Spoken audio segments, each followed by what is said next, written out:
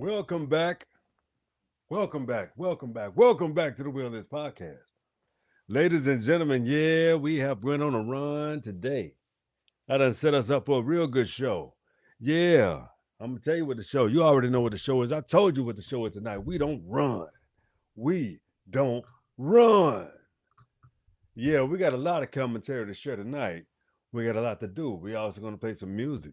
We're gonna get into a real good mood, and we're gonna show you who we are and why we are who we are.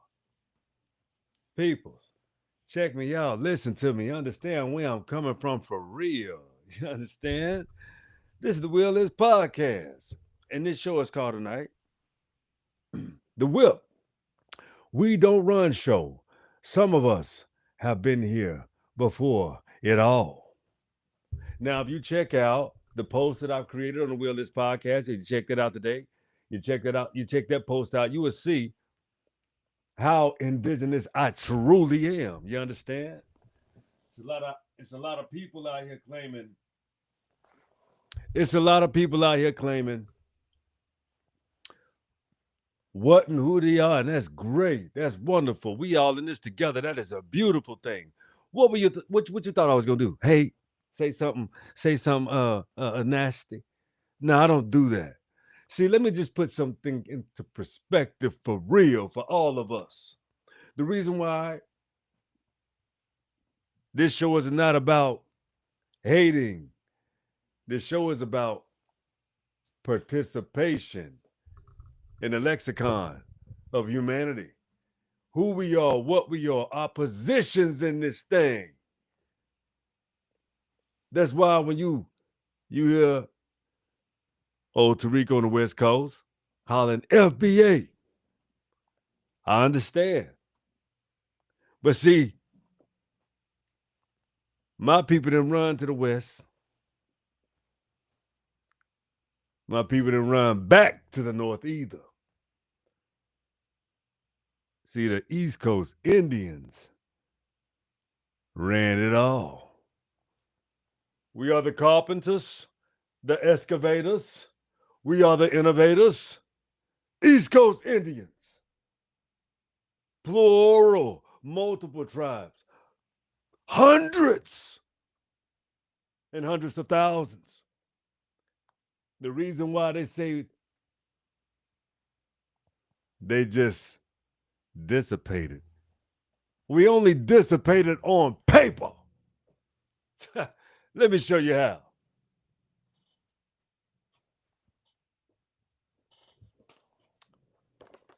You ever seen that one? The Dogs Act and the allotment of Indian lands.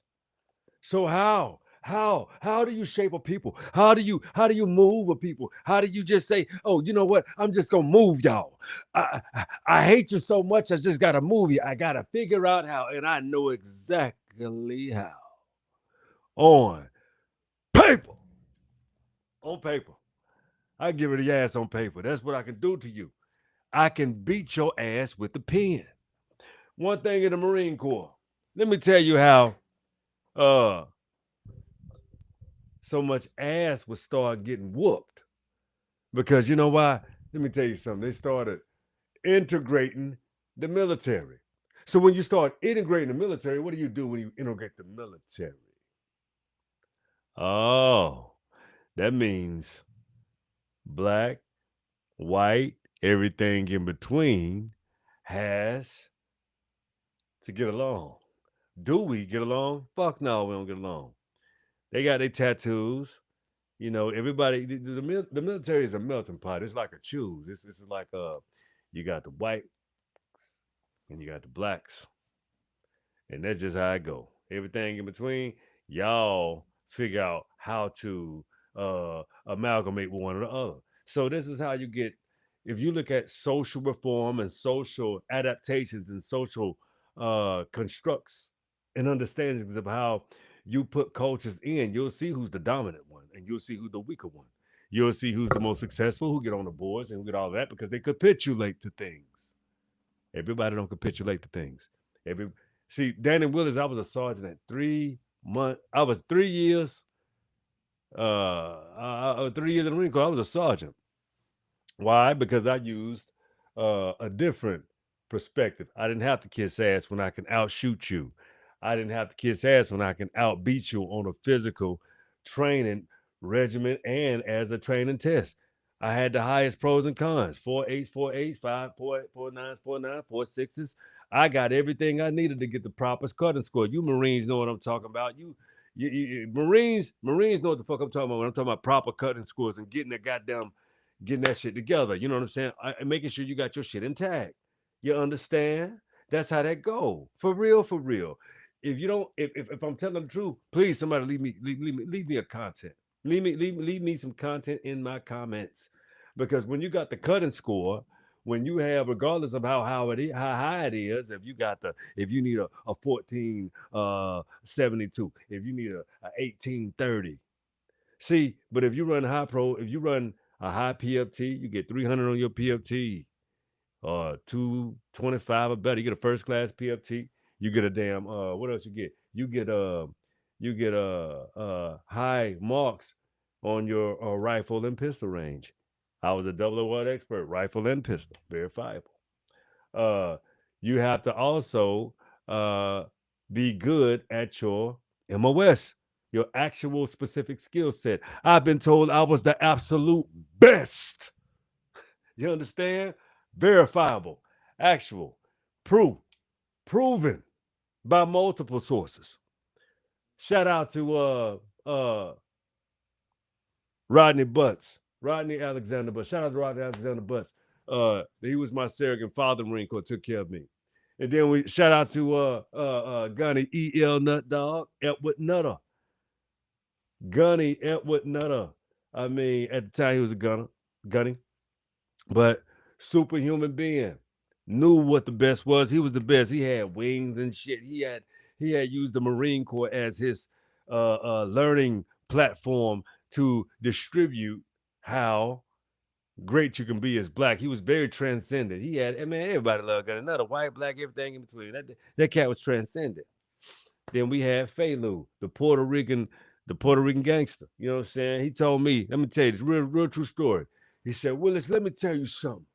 I fuck with you, Willis. I like you, Willis. Felu told me like this. Felu was like, Felu said, let me tell you something, Willis. I'm a Puerto Rican. Where you from, Willis? I know where you from. You know, I know you from. Felu used to always be smoking his Newports. He'd be like, they smoking his Newports. He'd be like, Willis, let me tell you something.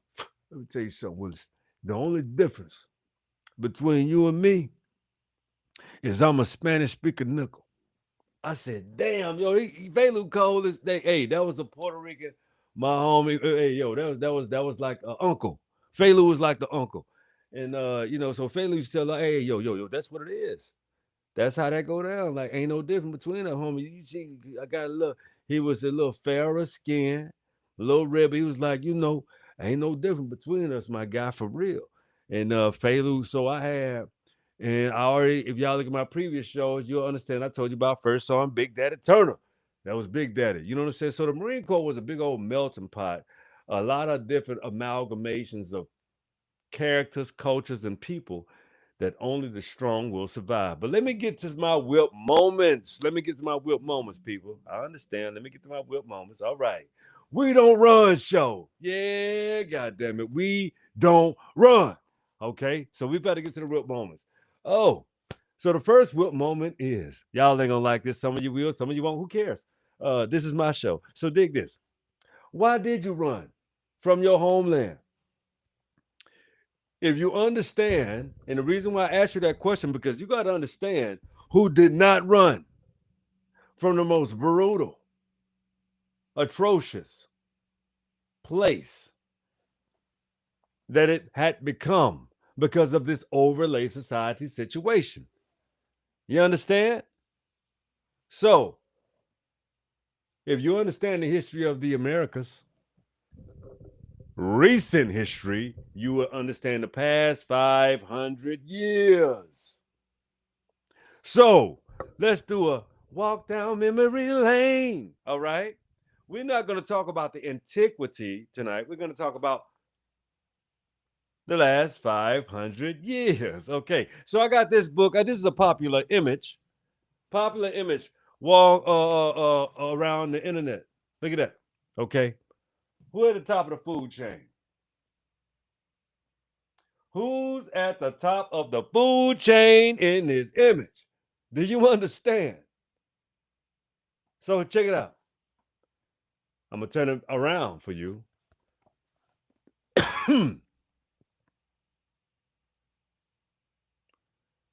They say pictures are worth 1,000 words. You know damn well I'm telling the truth. Pictures are worth 1,000 words. Excuse me. You know I like to have my towel. Yeah, get that gas out my body. Healthy body. Healthy body. America being the latest and most accurate description of the New World. Book one. They wanted to come here.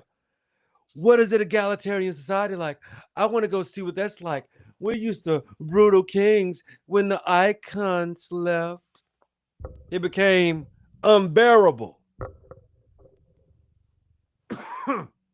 All of Europe and Asia, I mean. They didn't like rules. No rules. We know enough. I got it. What does a child tell their parents when they leave home? You just hope to say, I hope I've given you enough. I'm gonna tell you, I'm saying, I hope I've given you enough so when you leave home, you have the what? The acumen. You have the skill set to survive. Understand me and understand me well. You have to have a skill set to survive anywhere you go. Anywhere you go on this plane, you have to have a skill set to survive. So let me break these table of contents down for you real quick. You know, we're going to go to the introduction. Chapter 1, America, unknown to the ancients. Oh, chapter 2, of the original of the Americans. When they came, when, how, and from what people planted. Oh my goodness. This book goes into a lot of very intricate details about the Americas now. This right here, let me show you. I'm going to show you again. We're going to get into this one, but let me show you because we're going to go into recent history. Recent, like I say, past 500 years. Follow me well. Listen to me. Got to readdress this. What they found recent in history. See, a lot of our history books, they did not tell us that the ancient Americas had lost giants. I've shown you previously. That's why I always tell you, check out my previous shows. So one thing, I want to read you a couple of inscriptions out here now, right now, because this is this book is it has absolute verifiable evidence of why monuments are built with such extremely large archways over here, why they are constructed specifically, who built these things. Now, you know this is the land of the mound builders, the Mississippians. I've told you that as well. And I've shown you so much about that as well. You understand what I'm saying? Like, so come on. Let me explain. Let me read something out. Let me read something for you. Let me gotta go to this previous page. Okay. Okay. Here we go. At Tahunako, immense stonework were joined with modular fitting, the complexion, breaking, locking, levels that have never been seen in any other ancient culture. Many of the blocks were joined together by T-shaped metal clamps that were poured into place by a portable forge. According to engineers, one of the largest single stones ever to be moved and put into buildings anywhere on Earth, about 400 tons, was transported to Tohono, to Tohono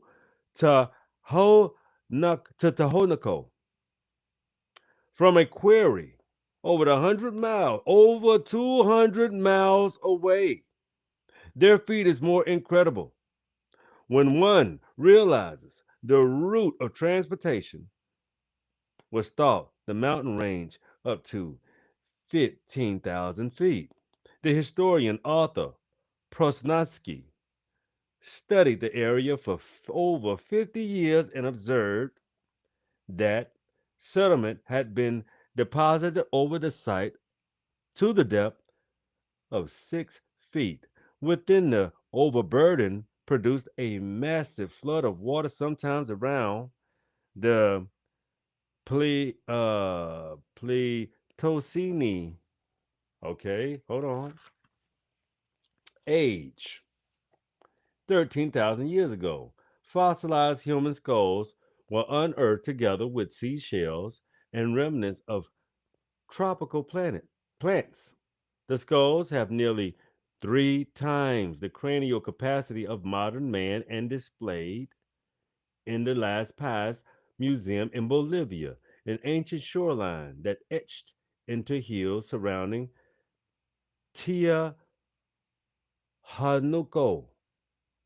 that had been lifted and out of the horizontal plane. Additionally, there were lime deposits on the surface of the exposed megaliths, indicating that they had been submerged in water. So that means, if you ever understood where I told you those books that you got, the Hunger Dryas, the Hunger Dryas, Gilgamesh, that's of the East, that's the East. What I'm reading you is this is evidence that it happened here in the West as well. The changing. Check this structure out. Check that megalith. Who the hell, shit, even 6'5" walking through that motherfucker? Why does it have to be built that goddamn big? Come on now. But they want to make everything a, what you would call a myth. Let me show you Robert Warlow's shoe size 25 compared to I wear size 12, but this is comparison. Check this shit out. A 12 and a 25. That's a real image.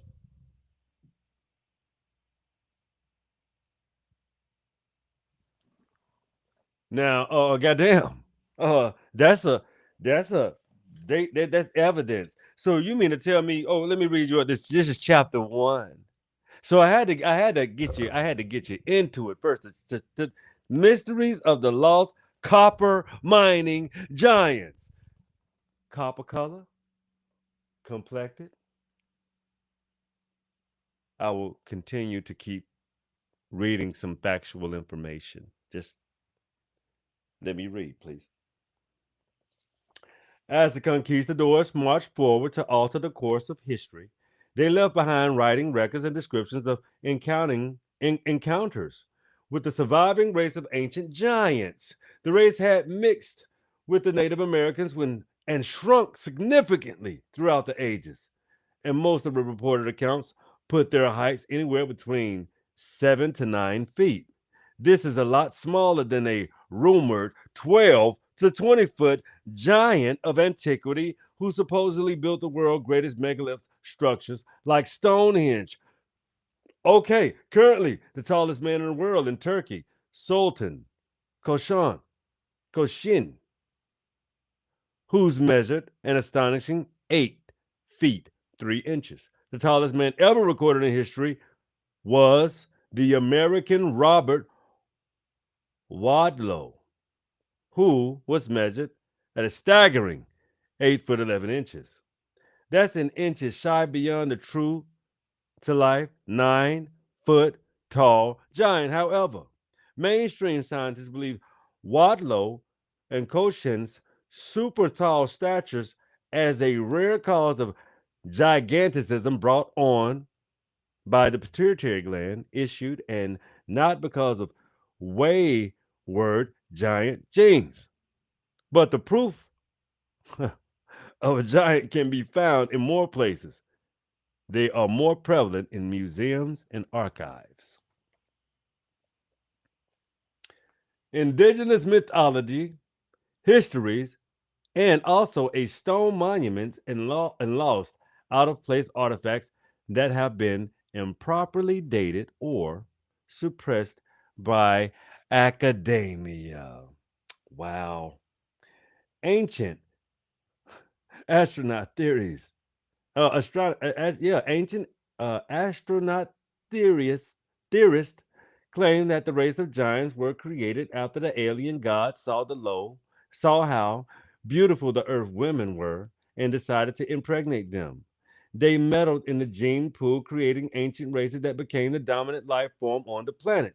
These gods soon grew intolerant of the giants, who had become nefarious and wicked, and decided to destroy them with earthquakes and floods. This story had been since rehashed, retold in various forms by basically every ancient civilization in recorded history. I told you, you can believe in myth. You can believe in myths if you want to. There are no myths on Terraria. No, we ain't gonna do that. Not on this show. You understand? So that's why in America you have a species of people, because we told you we stand on the shoulders of our giants while we don't run. We have nowhere to run to. Anyway, that's when you're indigenous. You have nowhere to run to. So you stay because you're a legend and you understand your legacy. So the next whip moment is I want to understand a foreigner's presence here. I've had friends that are foreigners and I understand their presence here, and they come and tell you. The problem is there's another side to that story that's a bit unlearned. They see this as the land of opportunity, the land of, we can come there and just, it's so plentiful. The land mass is so large. Most carved up nations are very small and doesn't have this large land mass of people and cultures and civilizations and acolytes because it's beautiful. America has never changed. It has never been anything different other than the fact that the overlay culture implemented itself into something. So that's what I do understand. I want to understand, do you understand that? So I just want to understand, do you understand? Have you tried to understand where you are? Okay. The next what moment? What is your status from your homeland? Where are you from? Do you know your people? Do you know your cultures? Do you know your ancestry? Do you know who you are? Do you know what you are? Have you ever tried to discover who and what you are? Are you proud of that? Can you appreciate that? Have you been so lazy, gullible, and disgusting with your time that you haven't even given it a thought? Maybe you have only thought about what you have wanted. Vice was better for you. I gotta light this a little off right now. Let me fix that. There we go. All right. So we're gonna move right along to the next what moment, because I don't want to be here, you know, all night with you discussing such of a topic and explaining to you why the indigenous here don't run. When you have created something, when you have invented everything that has given, let me share something with you. I share this book a lot because I have to. By Sir John Kumar Das. Black people invented everything, including you.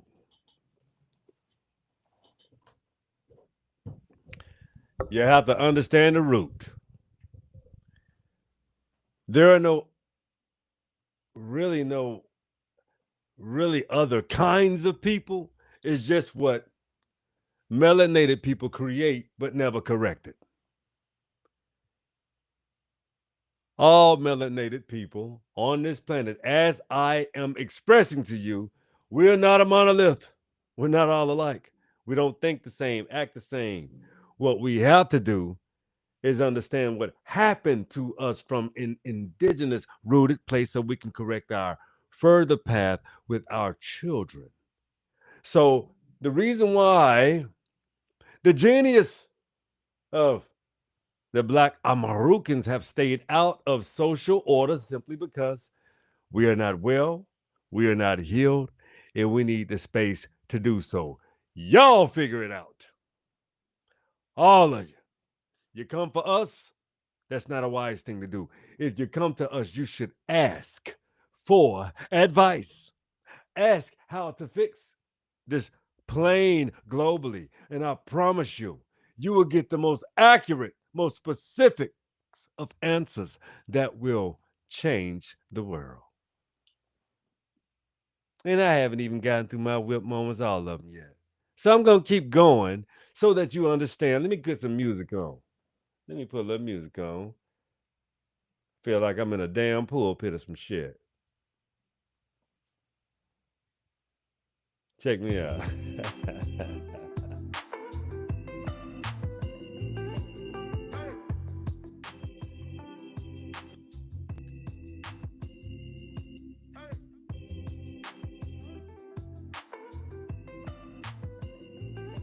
Seems like that's all right though, but check you out. Here's another WIP moment for your ass. Here we go. Check it out. When you feel nothing about leaving your country, how could you? You would rather come to another country, wave your flags, pretend that you're so much better than the indigenous class or the local class. And like I was discussing earlier, man, I listen to some people's podcasts. I listen to some folks. I do. Of course I do. I'm on here, right? Yeah. We have to, it's a community. You know, some people don't want to come on yet, but I'm open to collaborations. I'm open to, you know, communing with you fellow YouTubers, of course. That's if we have the same, you know, correlation perspective. So if you want to cross-pollinate with me, if you want to do a show with me, I'm working on getting my phone number so that you guys can call in and we can have a damn good show. Matter of fact, let me see if I can test this shit. Let me see if I can get my Google Voice. See if I can test it live. Let's see what we got here. All right. Let me check this shit out. Let me see if I can get some callers in. Spam motherfuckers here, man. Okay. See if I can test it with you guys. See who want to call me. Let me see if I can get a phone number though.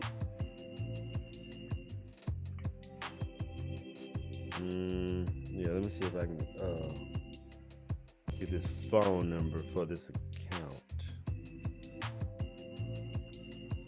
Because I don't know this phone number. Hamburger. Okay, here we go. Let me see. Settings. All right. So if someone's listening, try to call in to 404-941-6417. See if you can call that number. I'm going to call my wife and see if she can call it as well.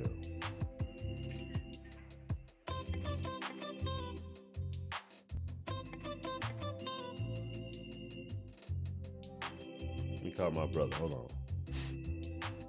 Let me call my brother-in-law real quick.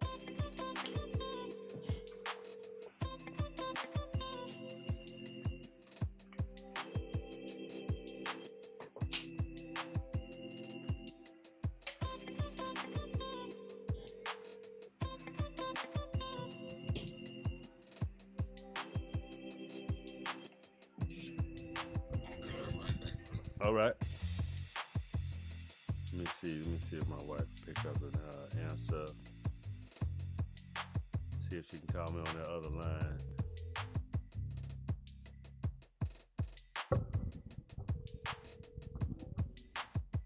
Okay. Hey, baby, do me a favor. See if you can call me on, write this number down, 404. Oh, baby, you know, I ain't nowhere near no pen. I'm sorry, okay. All right, but call this number, 404. Okay.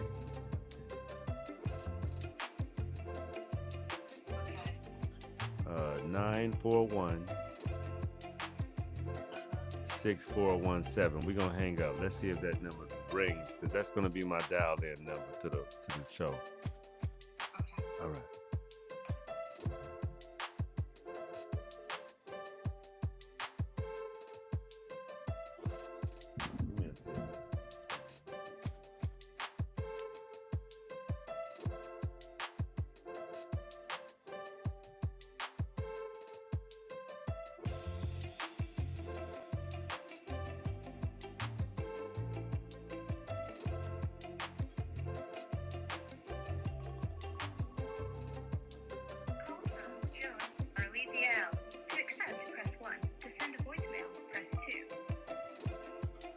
All right, so you calling from that line?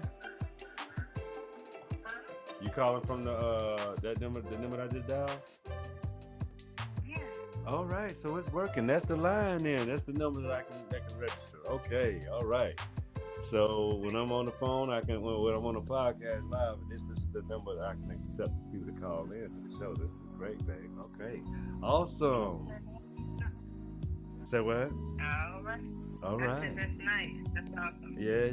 Here we go then. So now when I'm doing my shows, I'm going live. You can call in. So who's watching? I'll put the number out there. We can call in. Thank you, my dear love. I'm gonna continue the show and finish my WIP moment. All right. All right, beautiful. I love you. Yeah. All right. Yeah, peoples. Okay. So let me get my pen. Let me write that number down. I can put it on my phone, but I want to be able to say it. I'm gonna be able to put it in for y'all guys to call in. Let me go ahead and get that put into the let me get that put into the call in. Yeah, all right. Let me go and put that in to the name. That way I know I can save that number too. All right, 404. Let me see. Let me get back to I can't. Yep. Yeah. There we go. Go to the settings. Yep. 404. It's gonna be 941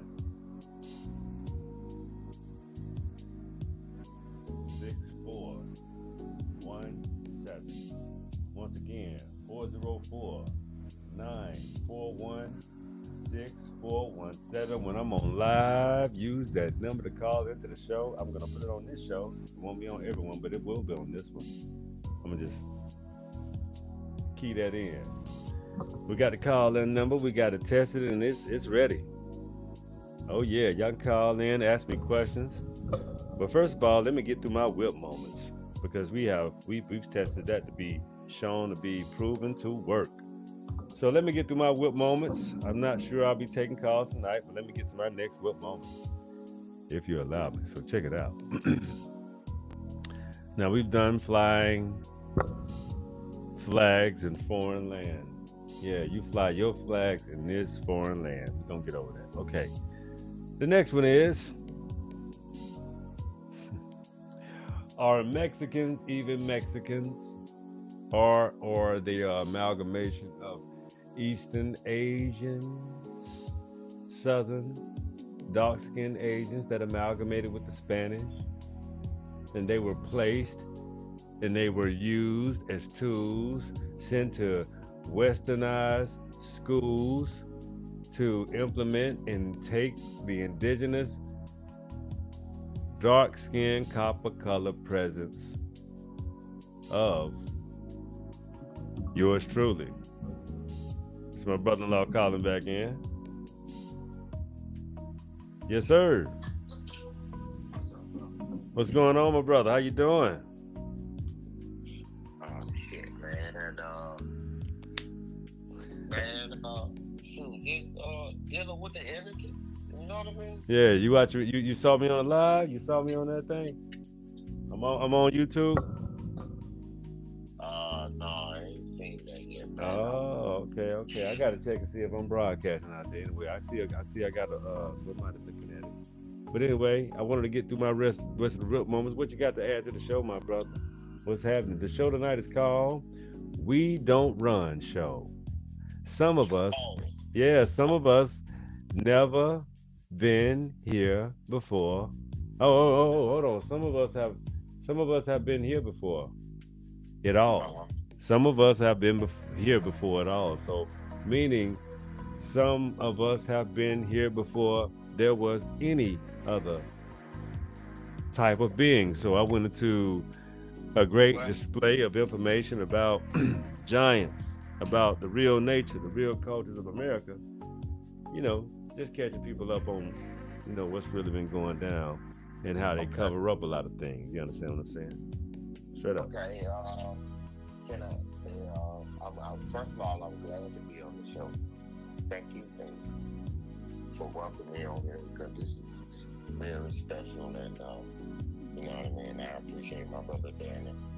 You know what I mean. We go back a long time, and you know, we just want to give respect to each other because we are family, and to describe root game is basically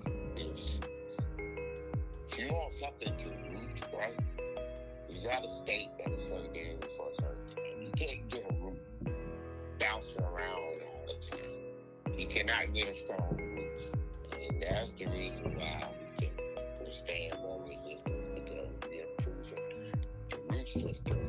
And then just looking at simple plants, right? Look at the simple plants, right? I don't see them moving around sequoia trees, right? You don't see tall trees over look at the sequoia tree. Where did it go? It didn't go nowhere. It's still right there. And that's my brother. That is right. And that's what we do. You know. So thank you for welcoming me on the show, brother. That's the root. You know what I mean? Of what we talking about, like standing your ground. You know. Thank you. Well, brother, I appreciate that explanation. That was very well said. Um, I got to get my stand back over here. Give me a few ticks, Tony. Won't you? Let me. I wanna do one thing real quick. I want my next whip moment I'm about to share, so that I can get my stand and we can act. And I can bring you up to par. But I gotta angle the microphone a little different. So this is what I'm gonna do. I want you to explain this next whip moment for the audience. It's called. This is the moment. I want you to break this down. I'm not gonna do it. I want you to do it. So, this is what we're gonna do. Stop looking at the globe from just left and right, meaning Western Hemisphere and Eastern Hemisphere. How about adding to your orientation and looking left, right, up, down, up, left, right, and left? Can you expound? Because I want to pick the microphone up, but I want you to just give a breakdown of your strategic street intelligence about that equation of what I just described, brother. Break them down for us. Hold on, start over. I dropped the phone. Start over. My bad. Okay. You got it. Okay, like first thing I would probably want to do is just depending on whether it's an even or odd number. I probably want to break it down into twos, right?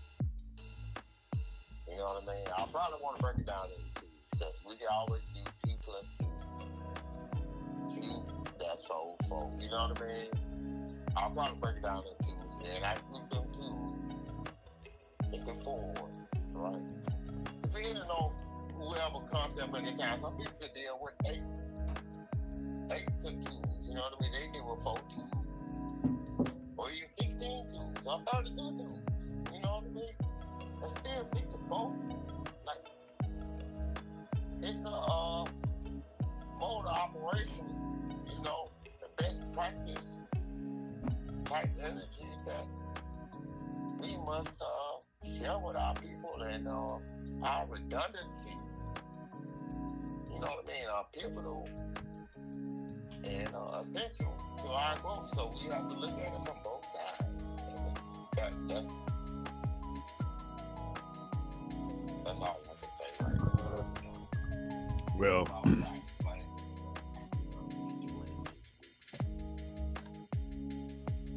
well, I would just like to add, my great brother. I think that brought out a great deal of pivotal, moments that we appreciate you sharing here on the Will Is podcast, because we we enjoy new perspectives, different perspectives, as well as orchestrating new perspectives. So I think you fit right in here on the Will Is podcast. I think we're gonna get to the next whip moment, because I'm gonna this is the last whip moment for the night, and it's called find your orientation. You know what he means to find your orientation? Let me explain. Let Daddy D break down finding your orientation for you. Check it out. So finding your orientation is understanding your true north.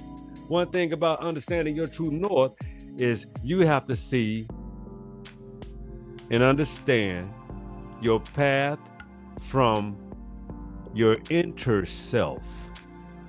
The one person you can't do is lie to you, or you should not do so. We would call that a sick form of psychosis.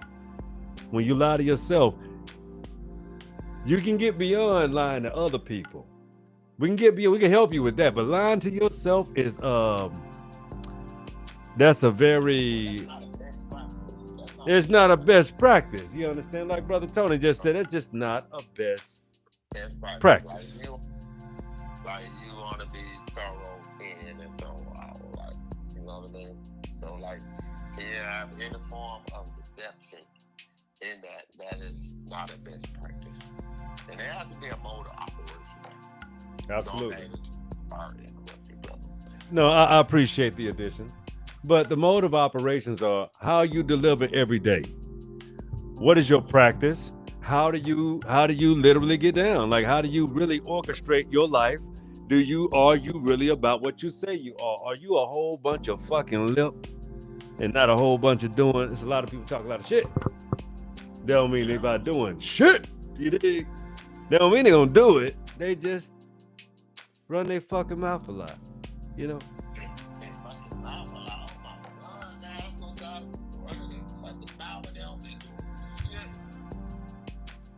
They love to talk.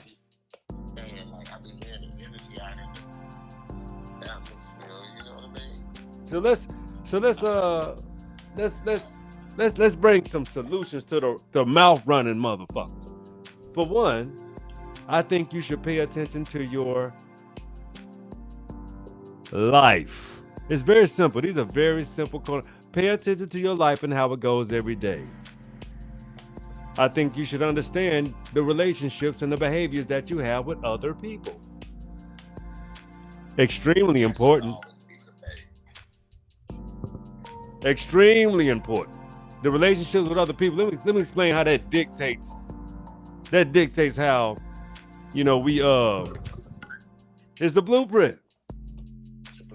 It's called being kind, treating people well, understanding that you're not a person with a complaint or a fucking problem. Best practices. How about you think about, how about you understand how to, what we say, Tony, what we do? I will teach you how to treat me, and I expect you to do the same. Yeah. But then some people get out of line and shit. We ain't finna get out there, man, like this shit is. Dog, not a deed, not a dog.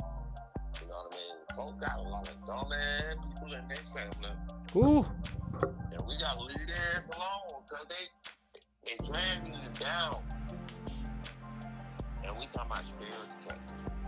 And what about some people in our family that need a fucking exorcism because they can't help but do one thing? Stay in your business, give you advice you ain't asked for, become a fucking troll, a living troll in your life because they say, you're going to hear me. You're going to make sure you hear what I got. But I don't give a fuck what you, I don't have to hear a goddamn a damn a thing. I'm a grown person. Why do siblings or why do people think that because you're connected through blood, you have to listen to their dumb ass? Why or even tolerate them? Why do people think that's okay? I don't understand. Well, I don't think what I've learned to adjust is to let them allow the certain percentages, energies that I will allow to them in my space, right? Like when I say that is like you understand how like they've been able to push in a certain amount of energy. And then like we have time because we own enough and to endure enough to where we can make those choices. And we had those ages and those people now and being like some of them talking this shit, they is old as fuck. We need to get their old ass out of the goddamn way. You know what I mean? All the other motherfuckers shut the fuck up. You know? Well, that's the problem with a lot of older people. The problem with a lot of older people is they lack experience, and they expect for you to be a reprobate. No, we ain't no reprobate. This is one thing about the real podcast. Sure. We're a solution based. We're not reprobate. We're solution based. So whatever dynamic.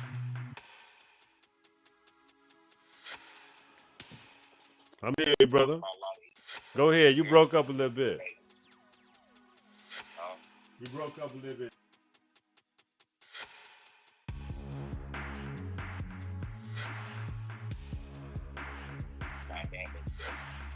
Hold on, pause. We reconnecting. Pause for a second. Let's reconnect. Let me get my audio. Okay, we good. Audio good. Everything good. All right, we back on. Keep talking that shit, Tony. What we were talking about is a lot of problems, but to understand the dynamic of the Realist podcast is that we also solution based. There's always a problem and there's a solution to that equation. Such solution equation, there are methodical approaches that we need to be in order to, and then you can add different